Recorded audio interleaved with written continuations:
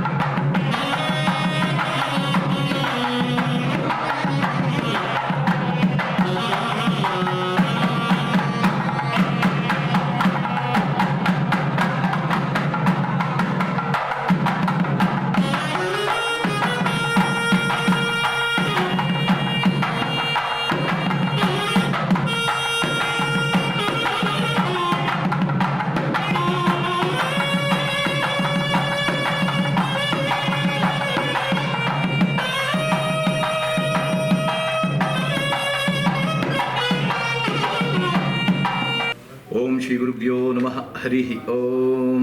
ಜಟಾಧರಂ ಪಾಂಡುರಂಗಂ ಶೂಲಹಸ್ತಂ ಕೃಪಾನಿಧಿಂ ಸರ್ವರೋಗಹರಂ ದೇವಂ ದತ್ತಾತ್ರೇಯಮಹಂ ಭಜೆ. ಎಲ್ಲ ಮಾಧ್ಯಮದ ವೀಕ್ಷಕರಿಗೆ ಸದ್ಗುರು ದತ್ತಾತ್ರೇಯರ ಕೃಪಾ ಆಶೀರ್ವಾದವಿರಲಿ ಎಂಬುದಾಗಿ ಮೊದಲನೇದಾಗಿ ಪ್ರಾರ್ಥನೆ. ಈ ದಿನ ದತ್ತಾತ್ರೇಯ ಜಯಂತಿ. ದತ್ತಾತ್ರೇಯ ಜಯಂತಿಯ ಪ್ರಯುಕ್ತ ಎಲ್ಲ ಭಕ್ತ ಬಾಂಧವರಿಗೂ ಕೂಡ ಆಯಸ್ಸು, ಆರೋಗ್ಯ, ಐಶ್ವರ್ಯ ಸಿಗಲಿ ಎಂಬುದಾಗಿ ನಮ್ಮ ಪ್ರಾರ್ಥನೆ. ಈ ದಿನ ವಿಶೇಷವಾಗಿ ದತ್ತಾತ್ರೇಯರ ಜನ್ಮದಿನ, ಜಯಂತಿ. ಅದರಿಂದ ಬೆಳಿಗ್ಗೆನೇ ಬ್ರಾಹ್ಮಿ ಮುಹೂರ್ತದಲ್ಲಿ ಮಹಾಗಣಪತಿ ಹೋಮ ಆಗಿದೆ.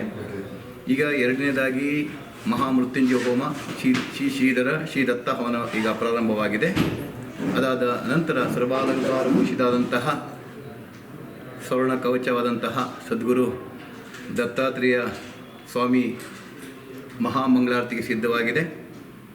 ಸಮಸ್ತ ಭಕ್ತ ಬಾಂಧವರು ಕೂಡ ಈ ದಿನ ಮಹಾಗಣಪತಿ ಹೋಮ ಆಗಿ ಮಹಾಮೃತ್ಯುಂಜಯ ಹೋಮ ನಡೀತಾ ಇದೆ. ಮಹಾಮಂಗಳಾರತಿ ಕೆಲವೇ ಸಮಯದಲ್ಲಿ ಮಹಾಮಂಗಳಾರತಿ ಆಗ್ತದೆ. ಅದಾದ ನಂತರ ಪ್ರಸಿದ್ಧ ಹರಿಕತೆ ದಾಸರಾದಂತಹ ಶಿವಾರ್ ಉಮೇಶ್ರಿಂದ ಹರಿಕತೆ ಇರುತ್ತದೆ. ಮತ್ತು ಮಹಾಪ್ರಸಾದ ವಿನಿಯೋಗವಿರುತ್ತದೆ. 4 ಗಂಟೆಗಳ ಕಾಲ ಶ್ರೀಯುತ ಶಿವಾರ್ ಉಮೇಶ್ ಅವರು ಹರಿಕತೆ ಮಾಡಲಾಗಿದ್ದಾರೆ. ಮತ್ತು ಶುಭಮಂಗಳ ತಂಡದಿಂದ ವಾದ್ಯಗೋಷ್ಠಿ ಇದೆ ಇದರ ನಂತರ. ಮತ್ತು ಸಂಧ್ಯಾ ಕಾಲದಲ್ಲಿ ವಿಶೇಷವಾಗಿ ಉತ್ಸವ ಮೂರ್ತಿ ಪ್ರದಕ್ಷಿಣೆ ಇದೆ. ಈ ಜ್ಯೋತಿಪಾಳ್ಯ ಪಕ್ಕದ 2 ಊರಲ್ಲಿ ಉತ್ಸವ ಮೂರ್ತಿ ಪ್ರದಕ್ಷಿಣೆ ಮತ್ತು ವೀರಗಾಸೆ, ಭದ್ರಕಾಳಿ ನರ್ತನ, ಆಂಜನೇಯ ನರ್ತನ, ಹೀಗೆ ಜಾನಪದ ಕಲಾ ತಂಡದಿಂದ ನರ್ತನ ಇರ್ತದೆ. ಸಿಡಿ ಮದ್ದುಗುಂಡುಗಳು ಭಕ್ತರು ಉತ್ಸವಕ್ಕೋಸ್ಕರ ಸಿಡಿ ಮದ್ದುಗಳನ್ನು ತಂದಿದ್ದಾರೆ. ಅದು ಉತ್ಸವಕ್ಕೋಸ್ಕರ ಒಂದು ಉತ್ಸವವಾಗಿ ಆಗ್ತಾ ಇದೆ. ಅದರಿಂದ ಎಲ್ಲ ಸಮಸ್ತ ಭಕ್ತ ಬಾಂಧವರು ಬಂದರೂ ಮಾತ್ರ ಉತ್ಸವ, ಇಲ್ಲದ್ರೆ ಉತ್ಸವ ಅಲ್ಲ. ಭಗವಂತ ಒಬ್ಬನಿದ್ರೆ ಏನು ಮಾಡೋಕ್ಕೆ ಸಾಧ್ಯವಿಲ್ಲ, ಭಕ್ತರಿದ್ರೆ ಮಾತ್ರ ಭಗವಂತ. ಅದರಿಂದ ಈ ನಿಮ್ಮ ಮಾಧ್ಯಮದ ಮೂಲಕ ನಾನು ಏನು ವಿನಂತಿಸಿಕೊಳ್ತೀನಿ ಅಂದರೆ, ಸಮಸ್ತ ಭಕ್ತ ಬಾಂಧವರು ಕೂಡ ಈ ಒಂದು ಸಮಾರಂಭಕ್ಕೆ, ಈ ಒಂದು ಉತ್ಸವಕ್ಕೆ, ಈ ಒಂದು ಜಯಂತಿಗೆ ಬಂದು ಒಂದು ಸಂಭ್ರಮವಾಗಿ ಮಾಡಬೇಕಾಗಿ ವಿನಂತಿ. ವಿಶೇಷವಾಗಿ ಸದ್ಗುರುವಿನ ಸೇವೆ ಮಾಡೋದ್ರಿಂದ ಮನುಷ್ಯನ ಎಷ್ಟೋ ಜನ್ಮದ ಪಾಪಗಳು ಕೂಡ ನಿವಾರಣೆ ಆಗ್ತದೆ. ಮೋಕ್ಷ ಮೂಲಂ ಗುರುಕೃಪಾ. ಜೀವನದ ಎಲ್ಲ ಶುಭ ಕಾರ್ಯಗಳು ಕೂಡ ಗುರುವೇ ಕಾರಣ. ಮತ್ತು ಇಹಲೋಕ ಅಂದರೆ ಈ ಬದುಕಿನ ಲೋಕ ಕೂಡ ಗುರುವಿನ ಅನುಗ್ರಹವಿರಬೇಕು. ಮತ್ತು ಮನುಷ್ಯ ಶರೀರ ಬಿಟ್ಟ ಮೇಲೂ ಕೂಡ ಗುರುವಿನ ಕೃಪೆ ಇರಬೇಕು. ಗುರುವಿನ ಕೃಪೆ ಇಲ್ಲದೆ ಮೋಕ್ಷ ಸಿಗೋದಿಲ್ಲ. ಗುರು ಇಲ್ಲದೆ ಈ ಭೌತಿಕ ಪ್ರಪಂಚದಲ್ಲಿ ಮನುಷ್ಯನ ಯಾವುದೇ ಶುಭ ಸಮಾರಂಭ ಆಗೋದಿಲ್ಲ. ಅದರಿಂದ ಗುರುವಿಗೆ ಅಷ್ಟು ಪ್ರಾಧಾನ್ಯತೆ. ನೋಡಿ, ಎಲ್ಲ ದೇವರಿಗೂ ಅವರದ್ದೇ ಆದಂತಹ ಪ್ರದಕ್ಷಿಣೆ ನಮಸ್ಕಾರಗಳಿರ್ತದೆ. ಶನೇಶ್ಚನಿಗೆ 8, ಆಂಜನೇಯನಿಗೆ 8 ಪ್ರದಕ್ಷಿಣೆ, ವೆಂಕಟೇಶನಿಗೆ 8 ಪ್ರದಕ್ಷಿಣೆ, ದೇವಿಗೆ 6 ಪ್ರದಕ್ಷಿಣೆ, ಗಣಪತಿಗೆ 7 ಪ್ರದಕ್ಷಿಣೆ, ಶಿವನಿಗೆ 5, ಸೂರ್ಯನಿಗೆ 1, ಚಂದ್ರನಿಗೆ 2, ಬುಧನಿಗೆ 5. ಹಾಗೆ ಒಂದೊಂದು ದೇವತೆಗಳಿಗೆ ಇಷ್ಟೇ ಸುತ್ತು ಪ್ರದಕ್ಷಿಣೆ ಮಾಡಬೇಕೆಂಬುದಾಗಿ ಶಾಸ್ತ್ರವಿದೆ. ಆದರೆ ಈ ಶಾಸ್ತ್ರಜ್ಞನೇ ಬಹುತೇಕ ಜನಕ್ಕೆ ಗೊತ್ತಿದ್ರೂ ಕೂಡ ಯಾಕೆ ಎಲ್ಲ ದೇವರಿಗೂ 3 ಸುತ್ತು ಪ್ರದಕ್ಷಿಣೆ ನಮಸ್ಕಾರ ಮಾಡ್ತಾರೆ ಅಂದರೆ, 3 ಸುತ್ತು ಹೇಳುವಂಥದ್ದು ವಿಶೇಷವಾಗಿ ಗುರುವಿಗೆ ಗುರು ಸಂಖ್ಯೆನೇ 3. ಆ ಗುರುವಿಗೆ ಅಂತಂದ 3 ಸುತ್ತು ಪ್ರದಕ್ಷಿಣೆ ನಮಸ್ಕಾರವನ್ನು ನಾವು ಮಾಡ್ತೇವೆ. ಇದನ್ನು ಸಂಕ್ಷಿಪ್ತವಾಗಿ ಹೇಳುವಂಥದ್ದು ಅಂದರೆ, ಗುರುವಿಗಿಂತ ಮಿಗಿಲಾಗಿ ಯಾವ ದೇವರುಗಳೂ ಇಲ್ಲ. ಅದಕ್ಕೋಸ್ಕರ 3 ಸುತ್ತು ಪ್ರದಕ್ಷಿಣೆ ನಮಸ್ಕಾರ ಮಾಡಿದ್ರೆ ಎಲ್ಲ ದೇವರಿಗೂ ಅರ್ಪಣೆಯಾಗುತ್ತೆ ಹೇಳಿ ನಾವು 3 ಸುತ್ತು ಪ್ರದಕ್ಷಿಣೆ ನಮಸ್ಕಾರ ಮಾಡ್ತೇವೆ. ಇದೊಂದರ ಮೂಲಕ ಗುರು ಎಷ್ಟು ದೊಡ್ಡ ಮಟ್ಟದಲ್ಲಿ ಗುರುವಿನ ಸ್ಥಾನ ಅಂದರೆ ಸದ್ಗುರುವಿನ ಸ್ಥಾನ ಎಷ್ಟರ ಮಟ್ಟಿಗಿದೆ ಎಂಬುದನ್ನು ನಾವಿಲ್ಲಿ ಯೋಚನೆ ಮಾಡಬೇಕಾಗ್ತದೆ. ಆದರೆ ಸದ್ಗುರು ದತ್ತಾತ್ರೇಯರು, ಎಷ್ಟೋ ಗುರುಗಳು ಮಹಾತ್ಮರು ಮೈದಾರೆ, ಆದರೆ ಮೂಲ ಗುರು ಬಂದು ದತ್ತಾತ್ರೇಯನ ಕೃಪೆ ಸಮಸ್ತ ಭಕ್ತ ಬಾಂಧವರಿಗೂ ಇರಲಿ. ನಮ್ಮ ದೇವಸ್ಥಾನ ತ್ಯಾಗದ ದೇವಸ್ಥಾನ ಎಲ್ಲರಿಗೂ ಕೂಡ ಶುಭ ಆಗಿದೆ. ಎಲ್ಲರೂ ಕೂಡ ಜೀವನದಲ್ಲಿ ಎಲ್ಲ ರೀತಿಗಳು ಆಸೆ ಆಕಾಂಕ್ಷೆಗಳು ನೆರವೇರಿದೆ. ಆ ಗುರುವಿನ ಕೃಪೆಯಿಂದ ನಮ್ಮ ದೇವಸ್ಥಾನಕ್ಕೆ ಈ ಒಂದು ಶುಭ ದಿನದಲ್ಲಿ ಎಲ್ಲ ಸಮಸ್ತ ಭಕ್ತ ಬಾಂಧವರು ಬಂದು ದತ್ತಾತ್ರೇಯರ ಉತ್ಸವದಲ್ಲಿ ಪಾಲ್ಗೊಂಡು ಮತ್ತು ವಿಶೇಷವಾಗಿ ಮಹಾಪ್ರಸಾದವನ್ನು ಸ್ವೀಕಾರ ಮಾಡಿ ಸಂತುಷ್ಟರಾಗಿ ಹೋಗಬೇಕೆಂಬುದಾಗಿ ನಾವು ವಿನಂತಿಸಿಕೊಳ್ತಿದ್ದೇನೆ. ನಿಮ್ಮ ಮಾಧ್ಯಮದ ಮೂಲಕ ಸಮಸ್ತ ಭಕ್ತ ಬಾಂಧವರಿಗೂ ಕೂಡ ದತ್ತಾತ್ರೇಯ ಜಯಂತಿಯ ಶುಭಾಶಯಗಳು ಮತ್ತು ಎಲ್ಲರಿಗೂ ಕೂಡ ಆದರದ ಸುಸ್ವಾಗತ ಎಂಬುದಾಗಿ ಹೇಳಬಯಸುತ್ತೇನೆ. ಓಂ ಶ್ರೀ ಗುರುಭ್ಯೋ ನಮಃ. ಹರಿ ಓಂ. ಲೋಕಾಃ ಸಮಸ್ತಾಃ ಸುಖಿನೋ ಭವಂತು. ಲೋಕಾಃ ಸಮಸ್ತಾಃ ಸುಖಿನೋ ಭವಂತು. ಲೋಕಾಃ ಸಮಸ್ತಾಃ ಸುಖಿನೋ ಭವಂತು. ಓಂ ಶಾಂತಿ ಶಾಂತಿ ಶಾಂತಿ. ಓಂ ಶ್ರೀ ಗುರುಭ್ಯೋ ನಮಃ. ಹರಿ ಓಂ ತತ್ಸತ್.